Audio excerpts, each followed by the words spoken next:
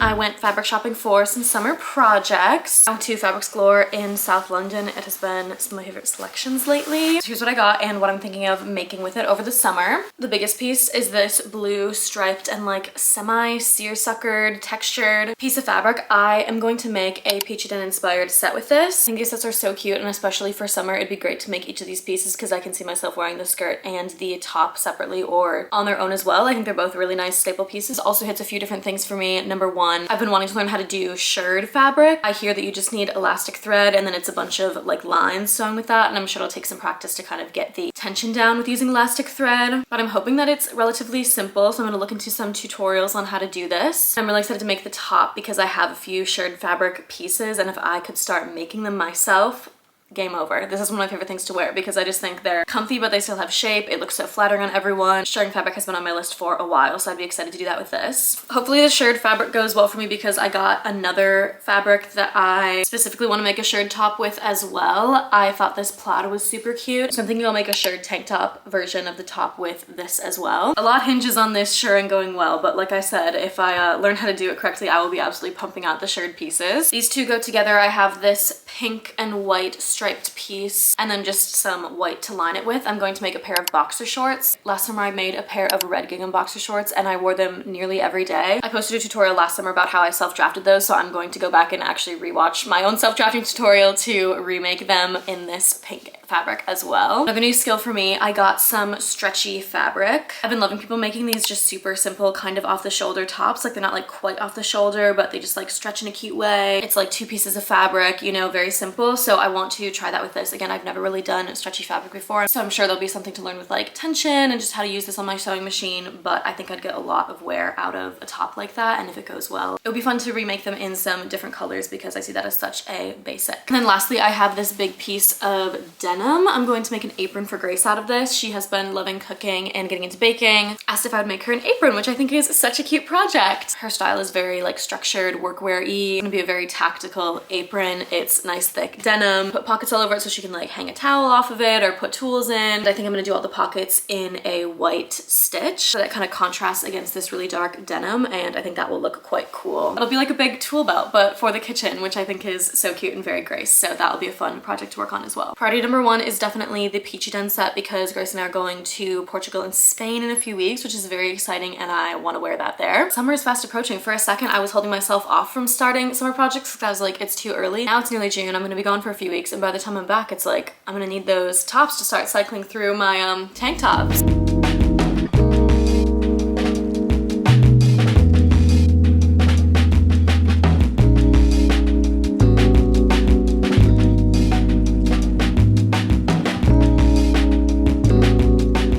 To a few crafting and sustainable fashion related events. Let's start with the positives. I went to a very cute knitting workshop. I made this little pin cushion and I learned some new color work techniques. So it was with this fiber artist named Kirk Dunn. He creates these amazing fiber art pieces using a specific like method of color. So I went to a workshop where he kind of taught us how he plays with color in his pieces. He was actually in the UK to tour around these tapestries that are I think 9 feet tall. He hand knit these whole things, did this whole color work thing in them. They're all meant to look like stained glass windows that represent important stories from each major religion. Also done a lot of cool queer solidarity work. One of his tapestries is actually going to be hanging in Trafalgar Square during Pride in London, which is another reason he was in the UK. Super cool to see all these conversations and things happening through beautiful, massive fiber artworks. When it comes to color, he described it like pointillism. So think like George Seurat's Sunday in the Park. These are paintings that are all made with just like little dots of color instead of brush strokes. From far away, it looks like a painted picture, and when you get very close, you tell that it's a lot of different colors, even ones that don't seem like they would make sense, that are helping making the shading and everything. So he does that in knitting, which is super cool. And I'll show you my example here, which is obviously not as detailed and doing all the things that he does. Very inspiring. So this is a UK flag. If I wanted to knit this, how I usually would have gone about it is just made an Antartia chart and had this be blue and had this be white and this be red. But what we did was hold 3 strands of yarn together, and the 3 strands were 3 different shades of the same color. So like for the red one, I had 3 slightly different shades of red,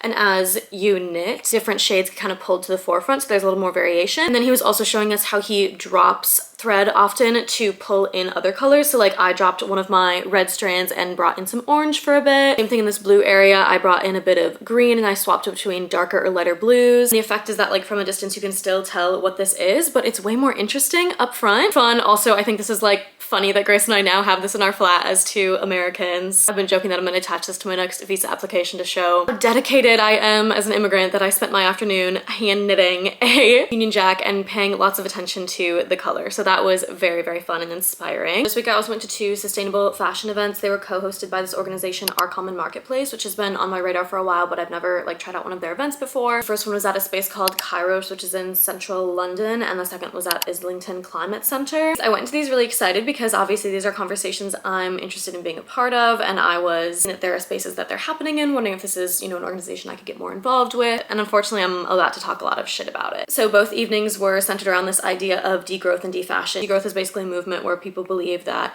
economic growth is not the only standard by which we should be measuring our progress. I agree with that. Limitless growth is a myth. We know this. Capitalism doesn't work. So basically degrowth is a big umbrella, and under that people are talking about different economic systems that might be more viable. Defashion is kind of the fashion specific sect of this, where people are talking about ways that we can not only bring down fashion consumption, create fashion systems that actually do net good for the communities that they're a part of. So this is sounding right up my alley, right? So I show up on this one that was on Wednesday night, and it starts with a panel. The panel are introducing themselves, and it becomes immediately obvious that everyone on the panel is white, that they all run these kind of random flaxseed growing farms, that none of them have traditional jobs. Many of them even started by saying, you know, I run this flaxseed farm. I'm very grateful my husband has a job, so like I have money to run this flaxseed farm. Which is like, I guess good that they're being transparent about that, but the point is they all sounded like they either had like familial or generational wealth that was allowing them to basically not have jobs and build instead what they so lovingly called the commons. I'll preface this by saying like the idea of a commons is a very, again, like wide umbrella. I'm sure in a lot of places there's some really cool work being done about this idea of a commons, which is basically just getting localized economies where people support each other, they live off the land, and you share those resources with the community around you. Like again, there is nothing inherently wrong with this concept. It becomes immediately clear that, again, at least the people who were involved in these events and on these panels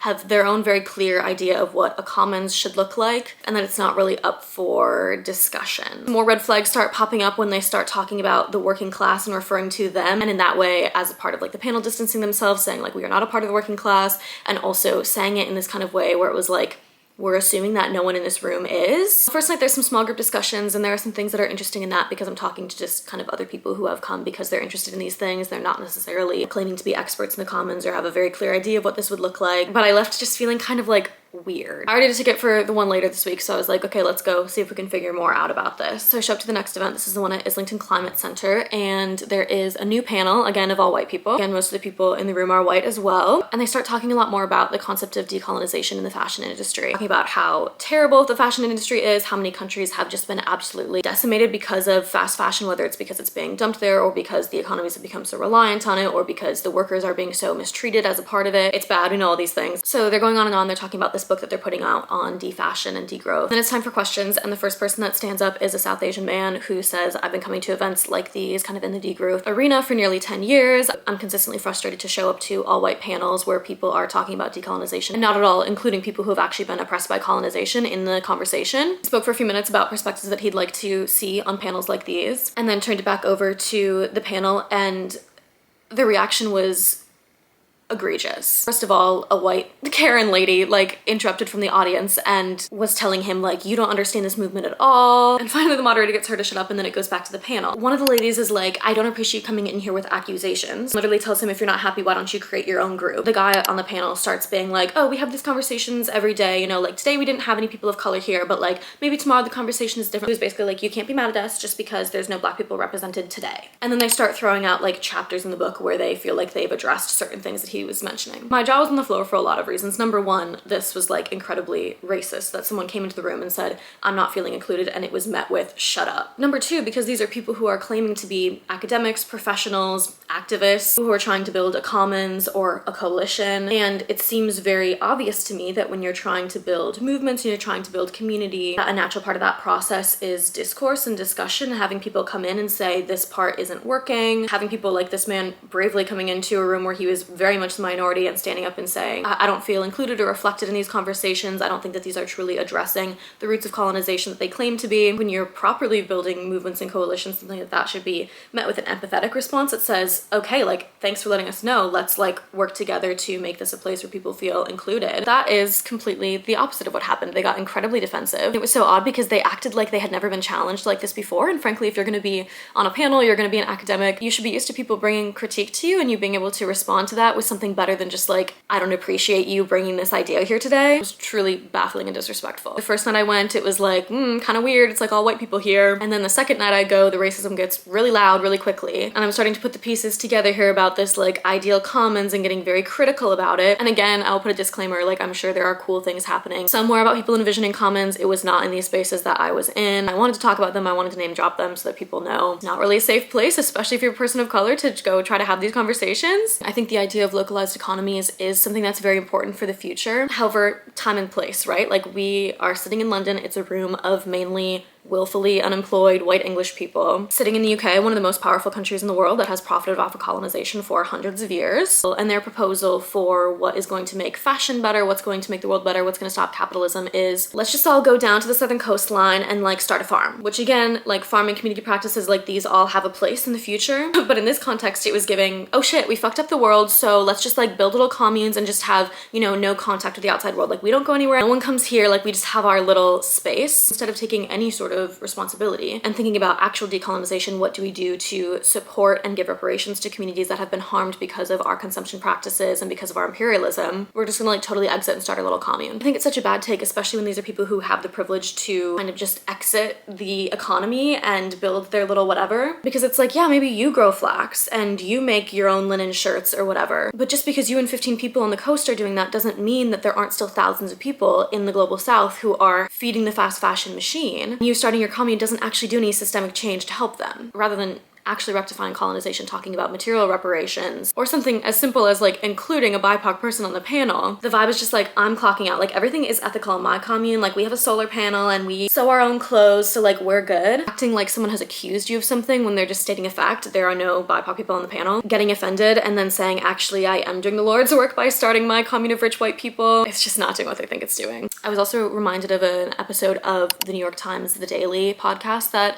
came out this past week called The End of Fast Fashion. It was really interesting. It's just a few minutes of a listen, so I recommend. But something that's interesting that's happening with the tariffs in the US right now is that it's going to be a lot harder for China specifically to import goods into the States, and it's making it basically impossible for them to import things from websites like Shein or Temu for $2 because the imports have gotten so high. So the podcast talks about what this is doing to the economies in those places, what it might do to American consumers, questions that American consumers now kind of have to ask themselves, which is like, should I have ever been consuming like that? They're kind of going back and forth about like, is this kind of a surprising good thing that is coming from these tariffs? Anyway, something that frustrated me about it is that first of all, they only interviewed a factory owner. So they go into one of the biggest textile areas in China and they interview a factory owner who's basically saying, yeah, like it's terrible to lose the American market. It's gonna be really hard in our business. What I'm starting to do is open up to markets in South America and Europe, finding ways to get listed on their sites because they don't have the same import fees. And they never talk to like a worker about how they feel about this, because obviously the company owners are the ones who, although they're still not in a great position, they do make the most profit in this situation. And so the podcast was talking about what's the future of fast fashion, because, you know, you're losing these American consumers, which makes it a lot less viable to make a profit off of stuff like this. But what does that do to the workers and the factory owners in these areas? It's a fair question, because I think a lot of times, especially in sustainable fashion, in the communities and conversations that we're having, the first thing we all think about is like there's unethical labor conditions and that needs to stop. Like people should not be treated this way, they should not be paid this way, there's sustainability issues, and it all just needs to stop. But that's not really an end plan, because then what happens to all these workers who now don't have jobs? Right now their jobs are, yes, unethical, they're poorly paid, they're dangerous, but Western consumers have made these entire countries and their entire economies completely reliant on Western consumerism. So if we just stop consuming like that, it doesn't mean that they're suddenly going to get better jobs. Just stopping demand for their work isn't a solution, and I feel like that's something that I would be interested in reading more about. I'm on the lookout for resources of what that looks like how can that even be envisioned, and I think it's something that was majorly lacking in these discussions of the commons. Like they were basically basically just skipping that whole step. They were just like, oh, we don't like fast fashion, so we're gonna stop buying it and we're gonna start making it ourselves. It was so individual and based on how do I make myself as an individual not feel guilty without thinking at all about the structural and systemic issues there and how you can contribute to actually changing those conditions for everyone. Unfortunately, 2 thumbs down. Like, this was a very poorly facilitated conversation. So if you have any like other resources to get involved in these things, there are other events happening in London that I should be checking out instead of these. They were a flop. It was really disappointing to see the way that those spaces operated. It's not where I want to be investing my money and my time. I don't really know where to end this, but I guess that is my thoughts on my latest little trips out to a few sustainable fashion events.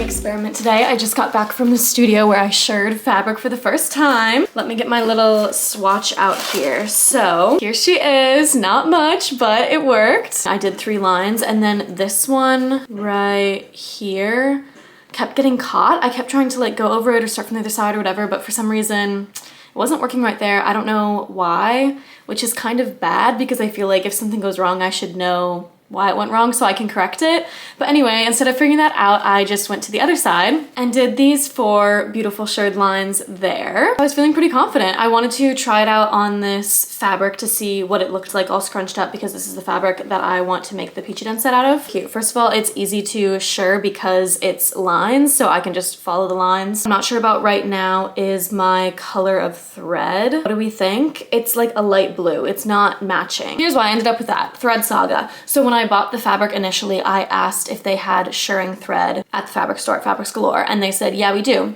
They only had it in white and black, and I was like, oh, I need it to be a different color because it's gonna show. This was before I did research on actually how you shirr things, and actually it only goes on the back. So the white and black thread would have been totally fine because I wouldn't even see it. Note to self to like research these things before, because then I had to go to a different shop to find elastic thread when I could have just gotten it in the first place. I had a pretty good selection of thread there. I probably could have also gotten some navy thread to match this there as well, but because I didn't think I had the right elastic thread, I didn't even look for that, blah, blah, blah. So now I'm going to a different store. This is after I did my research on how to shirr thread, so I just got whatever elastic thread that they had there. They had a bunch of different colors, and again, it doesn't matter because it's on the back side. What they didn't have was a good selection of just like all-purpose thread. They really didn't have many colors at all, and the only one that I thought looked even remotely good with my fabric was this lighter blue. I got it like on my way to the studio, so I was like, whatever, let's get this blue thread. Maybe it'll look cool to have kind of another tone of blue going in it. I'll try it. It doesn't look bad. Like, I think it looks cute, but I also think it adds kind of like you notice the shirring stitches more, and I think what I want is just to notice the texture but not the stitches themselves. So I think I'm gonna have to hunt down some navy thread somewhere. So now I'm officially going out of my way to get navy thread when I probably could have just gotten it at the first place.